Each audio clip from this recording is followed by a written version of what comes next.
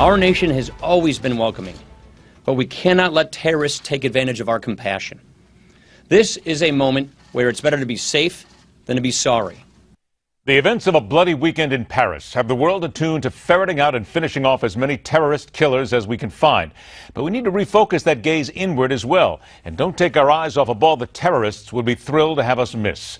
Law enforcement in this country has been under fire for the last year. At the same time, they're the ones charged with staying focused on the homegrown terror and those coming in, the radicals in our midst that are planning strikes of their own. And we're not talking solely about those seeking to die for Allah. First up, a former assistant police chief in Maryland who understands efforts from the ground up, now president and CEO of Metropolitan Protective Services, Derrick Parks, joined by former Atlanta police officer, attorney, and author of Observations of White Noise, an acid test for the First Amendment, Marc Harrold. Gentlemen, I want to thank you both for joining us. And Derrick, I'm going to begin with you on exactly what Paul Ryan said. We are a forgiving nation, but at the same time, we have to be careful of what is coming into our shores. This is the 21st century, 2015. Things have changed. In your opinion, are local police agencies prepared? Do they have enough to be able to fight a terror war when many times they don't have enough to write tickets? Very good question, Ed. The reality of the situation is that everything's based on intelligence. If the guys on the ground are not advised where the threat is coming from, we all know that action is quicker than reaction. So the police officer will be acting in a reactionary manner opposed to a proactive manner. So I think all agencies, FBI, CIA, everybody's included, has to work together to try to neutralize whatever threat there may be as it relates to terror in the United States. Mark, is it fair to say that if you're a terrorist seeking to create a problem in America, certainly you want to go after Chicago, New York, Atlanta, the big cities, but if you go to the smaller towns and the smaller places, because what Derrick said, they're not getting the intel, they're not up as many of these agencies are, that would be the perfect place to launch a strike? Yeah, I think that's right. I mean, there's no doubt that the intelligence, there's a lot of turf wars that go on between the feds, and certainly a feeling by federal agencies in some case that they won't delegate information downward. But yeah, absolutely. I think a more rural area, we've seen this with gangs and certain cartels focusing in smaller areas where they think the resistance and the intelligence information available to smaller departments. The one thing I can say that does make it harder is if you're in a smaller jurisdiction. I've worked as a police officer in Mississippi, for instance, as a reserve officer. It's easier to see something that's out of place. But I agree with you. I think you're going to go to these smaller communities if you think that they're more vulnerable. Mark, is it not fair to say, too, that you mentioned the word gangs, that while all this is going on, local police departments, even the bigger ones, have to be concerned with white supremacists, gangs, the terrorists that are already here? And I'll tell you what, I'll bet you the guys at ISIS would love to see us take our eyes off the ball on that, because it would just help them. It creates more problem that the cops can't deal with already. We can't forget that they are here in our midst, yes?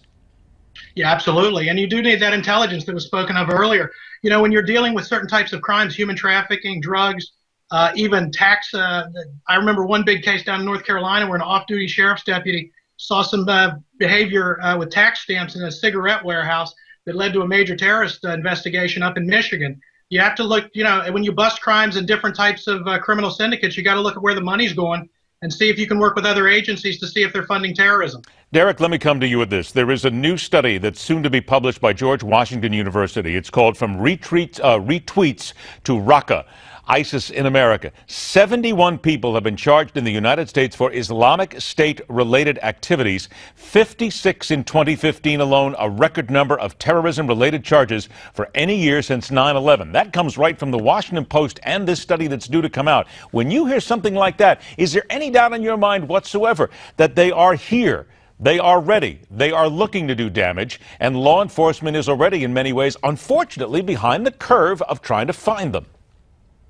You're absolutely right, Ed. I mean, the reality of the situation is, in the state that we're living in right now, it's not when it happens, it's not if it happens, it's when it's happened. So the only thing that we can do, I think the FBI has been doing a pretty decent job being able to suppress some of the plans and the plots that have been trying to go on. We've heard from time to time where they've stopped certain organizations or certain individuals that want to act as lone wolf or as a group or collaborative group. But right now, I think we got to get a lot more aggressive about it. I think we need to almost look at a situation where we may have to bring in armed forces and work as a as a unit together with local law enforcement to deal with the potential threat. You realize, of course, what you're saying right there, Derrick. When you mention the word armed forces, a lot of people are going to chafe at that because they're going to go right back to the militarization of police, and they're going to say what you're talking about is completely wrong. You know it's necessary. Yeah, see, this is the thing. I mean, we live in a free society, but the reality of it is freedom is not free. And right now, as we continue to move forward with the level of, well, we look at the levels of attacks that's been launched against us and our allies and our friends, we have to prepare ourselves and understand that the world as we know it yesterday and the world as we grew up in is a totally different world in which we have to move forward in. And now we must use aggressive terms and aggressive measures to deal with these uprising threats that's going on against our citizens. We just was threatened by ISIS that the next attack will be in Okay, let me Washington, stop you there D.C. for a sec because I got about 30 seconds left. Mark, do you believe, Sure. as Derrick does as well, that we're going to have to remilitarize our law enforcement? Well, I worry about remilitarizing our law enforcement without intelligence and the subsequent training that would go with it. I also think there's Posse Comitatus problems if you're actually talking about bringing the Marines, bringing the military in. There's a weird dynamic when it comes to border security because we already have militarized law enforcement on the border, which would be the Coast Guard.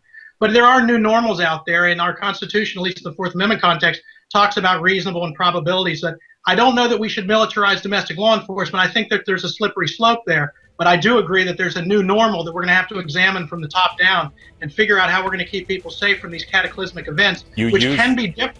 You use that phrase, and it's the proper phrase to use, the new normal, whether we like it or not. Marc Harrold, Derrick Parks, thanks so much for joining us. The Hard Line continues.